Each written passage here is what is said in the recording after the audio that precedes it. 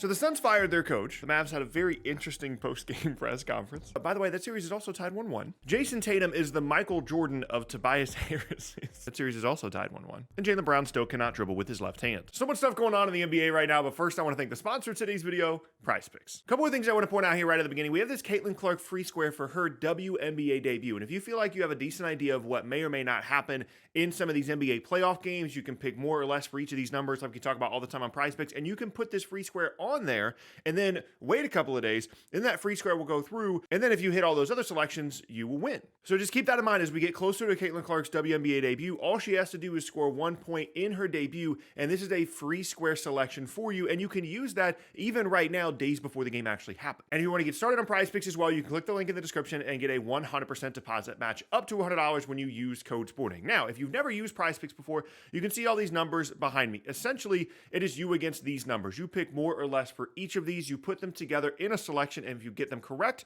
you win some cash. And again, you can use that link, and you can use the Caitlin Clark free square to help you try and win. There's a bunch of other stuff that happens on PrizePicks all the time as well. They seem to have some of these promotions nearly every single week where they're discounting some of these numbers, and you have these Demon and Goblins numbers as well, where the green ones are easier and lower your payout, whereas the red ones are harder to get and make your payout even better. Essentially what I'm saying is, if you want to add a little bit more fun to your NBA watching experience or WNBA watching experience, whether it be playoffs or regular season, PrizePicks is a fantastic way to do that, and you have a couple of opportunities to really help you out with that link in the description. You can click that, use code SPORTING for a 100% deposit match up to $100, and you have the Caitlin Clark free square as well. So have fun on PrizePicks, and thank you again to PrizePicks for sponsoring this video. So Frank Vogel, after one season, is no longer the head coach of the Phoenix Suns, and as a Nets fan, I'm very familiar with teams hiring and firing coaches basically every season, right? But the Suns are kind of on a different level right now. They have now hired Coach Bud as well. Mike Budenholzer, he is their third head coach in 3 years. They went Monty Williams, Frank Vogel, and now Coach Bud. We'll see if Coach Bud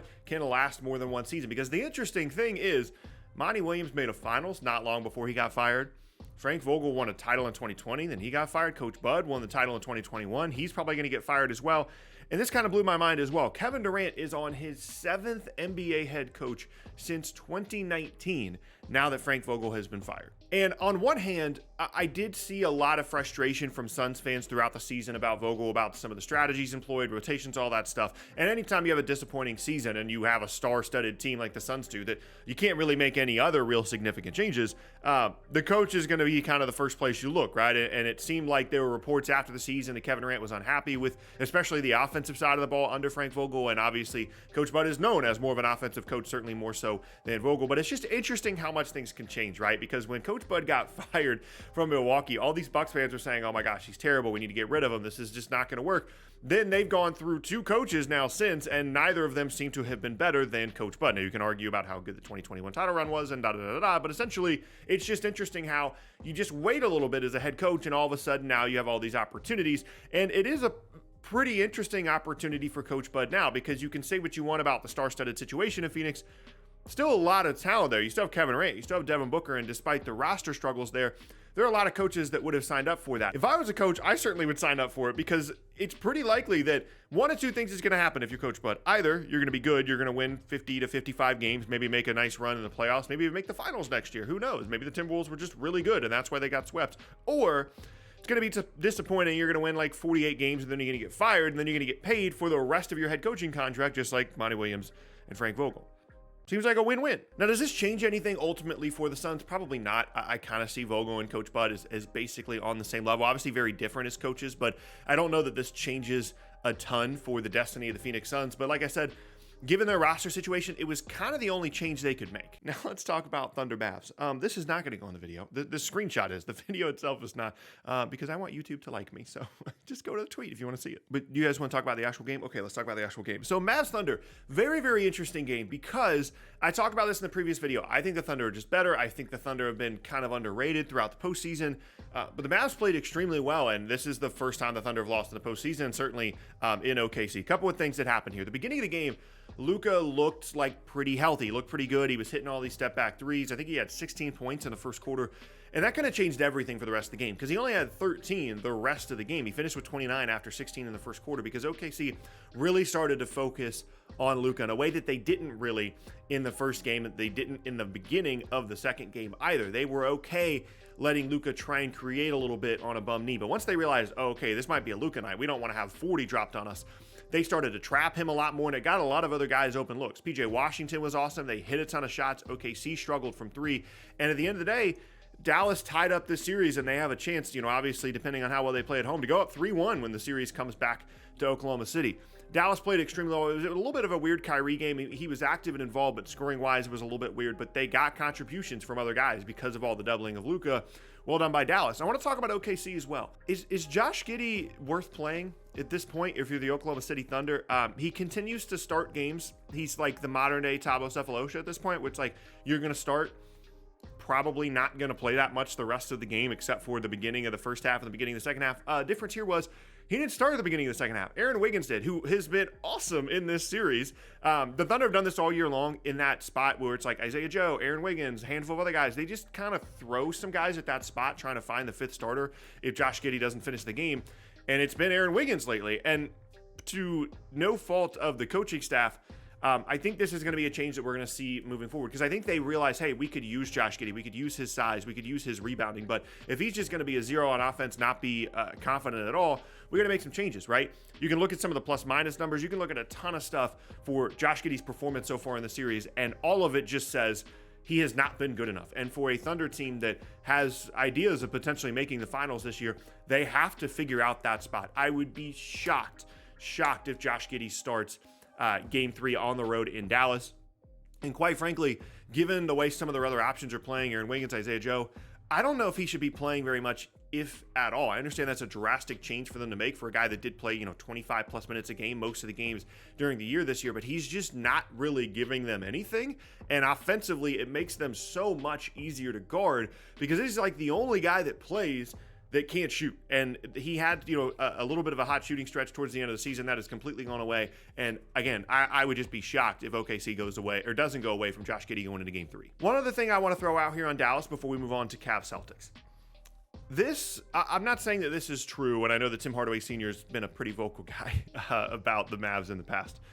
But you know how sometimes you see something and then you can't unsee it? You read something and then you watch the game and you just can't unsee it. And I don't know if it's just because Luka's got a bad knee or what, but he's just a very, I'm going to just say curmudgeonly guy when he's on the floor. He's just very irritable. And there's just some stuff out there, some reports out there about how everybody just kind of takes a sigh of relief when Luka goes off the floor. Luka's awesome and is one of the main reasons they won the game. He was fantastic last night.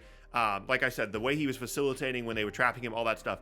I'm not saying anything negative about Luka here. It's just interesting how much of this stuff continues to come out. And then you watch the game and you're like, how much these guys really like playing with him? You're just constantly evaluating that kind of stuff. Fantastic game by Dallas. Congrats to them on winning Game 2. But it's just weird that this kind of stuff continues to come up even when they win. But again, it could just be Tim Hardaway Sr. Then I want to talk about Cavs Celtics. This tweet, there's honestly half this game was just so funny to me. Jason Tatum is the Michael Jordan of Tobias Harris's, which if you showed that tweet to 90% of the population, they'd be like, what does that sentence even mean? But to the 10% of people that watch a lot of basketball, we're like, that is such a good description for bad Jason Tatum games because he scored decently well in this game, couple of rebounds, couple of assists, but overall, you just don't feel Jason Tatum's presence on the floor that much when he has these kinds of games. We just talked about in the last video how he was impacting winning and his advanced numbers. He just wasn't making shots, wasn't making threes. He actually made a couple of shots in this game. But when he has games like this where it's he's just kind of out there, Tobias Harris is such a good description for him. And it's becoming increasingly clear Boston is going to need him to step up a little bit more without Kristaps Porzingis. This game specifically is a perfect example of why KP is so important to Boston because without him out there, teams can afford to just switch everything and let Tatum and Brown go into ISO mode. One of the reasons that KP has been so effective is that teams didn't want to switch everything because he was just going to destroy them in the post against smaller guys. He's been one of the most efficient post-up players in the league the last 2 seasons, and not having him out there from a spacing perspective, from a defensive perspective at the rim, and then, of course, in terms of defeating those switches, has been a huge, gigantic issue for Boston, certainly in Game 2. Now, I said before the series, it's probably Boston in 5. I honestly, I'm going to stick with that. Like, the Cavs played well. Evan Mobley was awesome in this game. Donovan Mitchell turned it on in the second half. Darius Garland hit some shots. But I'm anticipating over the run of the series for Boston to shoot better from 3 than they did in this game, to have better Jason Tatum games than they did. And I'm fully expecting that. I said Celtics in 5 knowing KP wasn't going to play. And that's still where I am right now, but it was a really impressive win for Cleveland. And again, it's just interesting sometimes how Jason Tatum can just kind of float. And he said this after the game. He was like, well, we're not a super team. Everybody talks about us as a super team. Jason, you can talk about the number of All-Stars. By the way, that's such a weird statement for one of the best players in the East and the best player on the team to say, we only have 2 All-Stars. That's such a weird statement. You had 5 guys this year. You had the best 5-man starting lineup in the entire league. You had 5 guys that, depending on the year, depending on the overall production, depending on how you value all-star selections, could have potentially been in contention for the all-star team, despite the fact you only had 2 guys selected. And you won 64 games. It's a super team, my guy. I understand that, like, the super team label is more so towards, like, hey, they have 3 stars, like the Suns, right? Like, that's more so like the super team label. Tatum, you're really good. Jaylen Brown's really good. KP was awesome this year. You have the best 5-man unit in the entire league. You have one of the deepest rosters in the entire league. Best record in the league. You are a super team. Like, to me, these are the kinds of statements that are a little bit weird to hear from someone like Tatum, because it's like, why is that even on your brain? Like, why is that even on your brain after the game? Why are you even thinking about, why do you need to defend this concept that you aren't a super team? Because there are so many games where Tatum just doesn't play well, where he does the Tobias Harris and they win anyway, right? So it's just a little bit weird there for Boston after the game. Ultimately, I think one of the main reasons they lost the game is it's very similar to game 2 for Miami, when they were able to beat Boston at home. Is like, they shot the ball really well. The Celtics didn't, and the Celtics rely so much on high-volume three-point shooting that if they don't make their shots on a given night, so many of their possessions are taken up by threes that if they don't make them, it's not going to look very good on a given night. So we'll see how the series continues to progress, but definitely an interesting vibe after both game 2s that we had last night. Thanks for watching. I'll see you next time.